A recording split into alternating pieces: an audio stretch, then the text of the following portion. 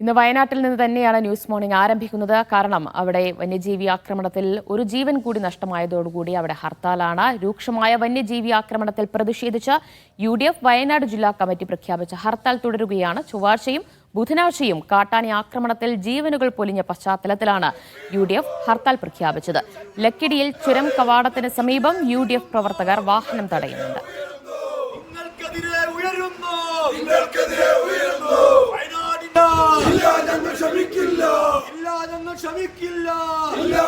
വയനാട്ടിൽ നിന്ന് അനീസ് അലി വിവരങ്ങൾ നൽകും. Anees, good morning. ഇന്ന് വയനാട്ടിൽ ഹർത്താലാണ്. ഹർത്താൽ ആരംഭിച്ചു കഴിഞ്ഞിട്ടുണ്ട്. പലയിടങ്ങളിലായി പ്രവർത്തകർ വാഹനം തടയുന്നുണ്ടോ? ഹർത്താൽ പൂർണ്ണമാണോ?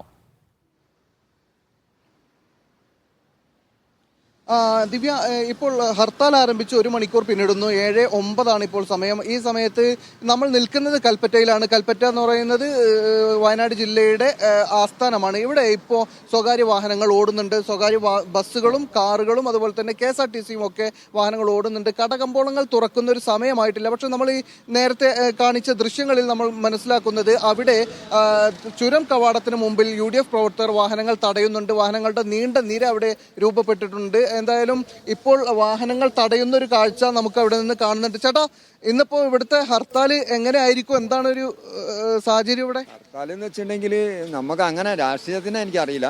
എന്തായാലും നമ്മളെ വയനാടിന്റെ ഒരു ആവശ്യം കൊണ്ട് ചിലപ്പോ എന്താ പറയാ ആളുകൾ സഹകരിക്കുന്നു തോന്നുന്നു. കാരണം ഇപ്പൊ 2 ദിവസത്തിന്റെ ഉള്ളിൽ 2 ആള് കൊല്ലപ്പെട്ടു. ആ ഒരു ആവശ്യം ഉന്നയിച്ചുകൊണ്ടാണ് അങ്ങനത്തെ അതുകൊണ്ട് അപ്പൊ എല്ലാവരും സഹകരിക്കുന്നതാണ് വിചാരിക്കുന്നത്.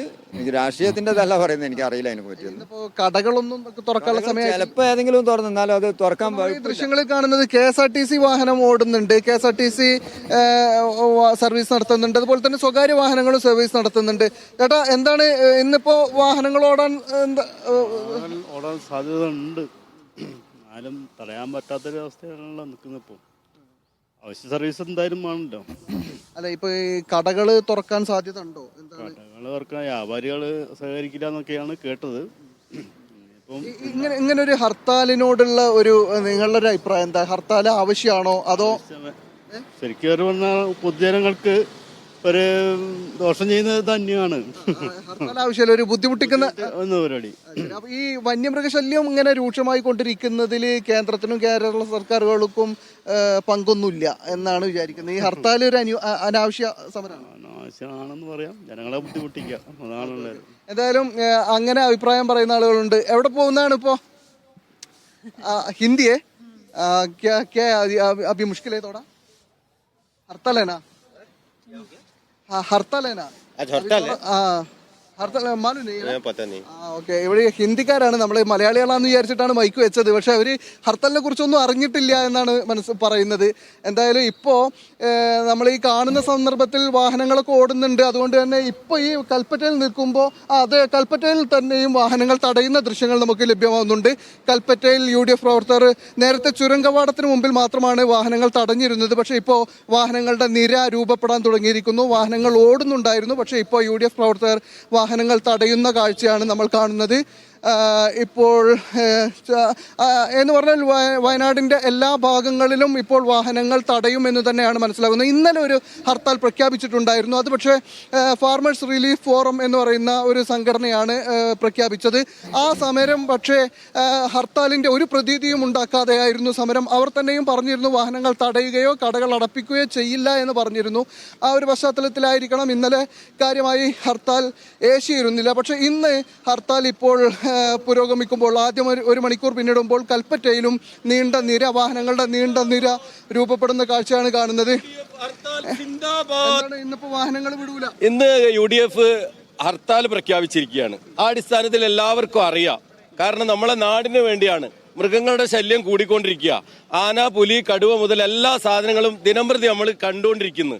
എല്ലാ ഭാഗങ്ങളിലും രാത്രി സമയങ്ങളിൽ 6 മണി കഴിഞ്ഞ് കഴിഞ്ഞാൽ ആളുകൾ വീട്ടിലേക്ക് പോകുന്നില്ല. കാരണം എല്ലാവർക്കും പേടിയാണ്. കുട്ടികളെ മദ്രസയിലേക്ക് അയക്കുന്നില്ല, സ്കൂളിലേക്ക് രാവിലെ അയക്കുന്നില്ല. എല്ലാവരും ഭീതിയിലാണ്. ഈ വിഷയങ്ങൾക്ക് ഗവൺമെന്റ് അടിയന്തരമായ ഒരു നടപടി സ്വീകരിക്കണമെന്ന് ആവശ്യപ്പെട്ടുകൊണ്ടാണ് ഈ ഇത്രയും വലിയൊരു സമരം. എന്താണ് ഒരു ന്യായമായ ആവശ്യത്തിനുള്ള സമരമാണെന്ന് വിചാരിക്കുന്നുണ്ടോ ഹർത്താൽ? ഹർത്താല് ഒരു ന്യായമായിട്ടുള്ള ഒരു സമരമാണ് ഇപ്പോൾ UDF പ്രഖ്യാപിച്ചത്. അപ്പൊ എല്ലാവരും സഹകരിക്കുക. അത്രേ ഉള്ളൂ ഇപ്പൊ നമ്മൾ പറയാനുള്ളത്. എന്തായാലും ഒരു മോശമല്ല. ഇപ്പോൾ ഇവിടെ ഇപ്പം ആന ഇവിടെ വെറും നായാട്ടാ വയനാട്ടിൽ. എത്രണ്ണത്തിനെ ചവിട്ടി കൊല്ലാണ്, കുത്തി കൊല്ലാണ്. അപ്പോൾ അത് UDF അംഗീകരിച്ചത് നല്ലൊരു ഇതാണ്. അപ്പോൾ എല്ലാവരും സഹായിക്കുക. അത് ഭരണ കക്ഷിക്കാർ മാത്രം ഇങ്ങനെ പോയാൽ ശരിയാവില്ലല്ലോ. തീർച്ചയായും. ഇപ്പോൾ ഇന്നലെ കഴിഞ്ഞ ദിവസമാണ് ഇവിടെ മാനു എന്ന് പറയുന്ന ഒരാൾ നൂൽപ്പുഴയിൽ, സുൽത്താൻ ബത്തേരിയിൽ നൂൽപ്പുഴയിൽ കാട്ടാനയുടെ ആക്രമണത്തിൽ കൊല്ലപ്പെടുന്നത്. ഒരു ആദിവാസി യുവാവായിരുന്നു. അതിനുശേഷം ഇന്നലെ വീണ്ടും മേപ്പാടിയിലെ അട്ടമലയിൽ ഒരു മനുഷ്യൻ കൂടി കൊല്ലപ്പെടുന്നു. ബാലൻ എന്ന് പറയുന്ന 27 വയസ്സുള്ള യുവാവ് കൊല്ലപ്പെടുന്നു. നിങ്ങൾ എവിടുന്ന സർവീസ് നടത്തുന്നത് അനിയട്ടാ? എവിടുന്നാണ് വരുന്നത്? ഗാരേജിൽ നിന്ന് വരികയാണ്. കൽപ്പറ്റയിൽ എടുത്തിട്ട് പടിഞ്ഞാറത്ര. ഏതായാലും KSRTC വാഹനത്തിലെ കണ്ടക്ടറാണ് ഇപ്പോൾ നമ്മോട് സംസാരിച്ചത്. ഇവർ ഈ കൽപ്പറ്റയിലെ ഡിപ്പോ ഗാരേജിൽ നിന്ന് എടുത്തിട്ടുള്ളതാണ്. അവർ പോകുന്നത് പടിഞ്ഞാറത്തറയിലേക്കാണ്. അനീസ്, എന്തായാലും രാവിലെ മുതൽ തന്നെ വാഹനങ്ങൾ തടഞ്ഞു തുടങ്ങിയിട്ടുണ്ട് UDF പ്രവർത്തകർ. തീർച്ചയായും ഹോസ്പിറ്റൽ കേസാണ് അത്. അത്തരത്തിലുള്ള അടിയന്തര സർവീസ് ഒക്കെ നടത്താൻ അനുമതി നൽകുന്നുണ്ട്. എന്തായാലും കുറച്ചുകൂടി കഴിയുമ്പോഴേ ഹർത്താൽ എത്രത്തോളം ശക്തമായിരിക്കും എന്ന് പറയാൻ കഴിയുള്ളൂ. തീർച്ചയായും വാഹനങ്ങളൊക്കെ തടയുമെന്ന് UDF പ്രവർത്തകർ പറയുകയും ചെയ്യുന്നുണ്ട്. അനീസ്, ഇന്നലെ വനംവകുപ്പ് ഉന്നതതല യോഗമൊക്കെ ചേർന്ന 10 കർമ്മ പദ്ധതികളൊക്കെ നടത്താനുള്ള തീരുമാനമൊക്കെ കൈക്കൊണ്ടിട്ടുണ്ട്. ട്രഞ്ച് നിർമ്മിക്കാനും ഫെൻസിംഗ് ഒക്കെ ഏറ്റവും കൂടുതൽ വേഗത്തിൽ നിർമ്മാണം പൂർത്തിയാക്കാനും ഒക്കെയുള്ള ചില നിർണായക തീരുമാനങ്ങളൊക്കെ ഇന്നലെയൊക്കെ എടുത്തിട്ടുണ്ട്. അപ്പോൾ അത്തരം തീരുമാനങ്ങളോടൊക്കെ സമരാനുകൂലികളുടെ ഒരു പ്രതികരണം എങ്ങനെയാണ്? അവർ അതിനെ അനുകൂലിക്കുന്നുണ്ടോ? അടിയന്തരമായി തന്നെ ഒരു പ്രശ്നപരിഹാരം വേണമെന്നാണോ അവർ ഉന്നയിക്കുന്നത്? തീർച്ചയായും. ഇത് വയനാട് ജില്ലയെ സംബന്ധിച്ചിടത്തോളം ഈ ഹർത്താൽ മാത്രമല്ല, ഈ വന്യമൃഗങ്ങളുടെ ആക്രമണം എന്നത് ജനങ്ങൾ പൊറുതിമുട്ട് നിൽക്കുന്ന ഒരു സാഹചര്യമുണ്ട്. കാരണം ഈ കഴിഞ്ഞ ദിവസങ്ങളിൽ ഉണ്ടായ ആക്രമണങ്ങൾ പരിശോധിച്ചാൽ വയനാട് ജില്ലയുടെ വിവിധ മേഖലകളിലാണ്, അടുത്തടുത്ത പ്രദേശങ്ങളല്ല. ഒന്ന് മാനന്തവാടിയിലാണ്. രാധ എന്ന് പറയുന്ന തോട്ടം തൊഴിലാളി കൊല്ലപ്പെടുന്നത് മാനന്തവാടിയിലാണ്. അതിനുശേഷം പിന്നീട് നമ്മൾ കഴിഞ്ഞ ദിവസം റിപ്പോർട്ട് ചെയ്തത്, അതായത് മിനിഞ്ഞാന്ന് റിപ്പോർട്ട് ചെയ്യുന്ന നൂൽപ്പുഴ, അതായത് സുൽത്താൻ ബത്തേരിയിലെ നൂൽപ്പുഴയിലാണ്. ഇന്നലെ നമ്മൾ മരണം റിപ്പോർട്ട് ചെയ്യുന്നത് മേപ്പാടിയിൽ അട്ടമലയിൽ. ഇത് മൂന്ന് മേഖലയാണ് വയനാടിൻ്റെ. ഇവിടങ്ങളിലൊക്കെ എന്ന് പറഞ്ഞാൽ വയനാടിൻ്റെ ഒരു മേഖലയും സുരക്ഷിതമായി ഇല്ല എന്ന തരത്തിൽ വലിയ ഭീതിയിലാണ് ജനങ്ങൾ കഴിയുന്നത്. അതുകൊണ്ട് തന്നെ ഒരു മരണമുണ്ടാകുന്ന സന്ദർഭത്തിൽ മാത്രം സടകുടഞ്ഞെണീക്കുകയും കുറേ പ്രഖ്യാപനങ്ങൾ നടത്തുകയും ചെയ്യുക എന്നതിനപ്പുറം ഭരണകക്ഷി ഏത് കക്ഷി ഭരിച്ചാലും, ഇതിപ്പോൾ LDF ആണ് ഇപ്പോൾ ഭരിക്കുന്നത് 10 വർഷങ്ങളായി. അതിനു മുമ്പ് UDF ഭരിച്ചിട്ടുണ്ടായിരുന്നു. ഈ ആരാണെങ്കിലും ഇപ്പോൾ കേന്ദ്രത്തിൽ ഭരിക്കുന്നത് NDA ആണ്.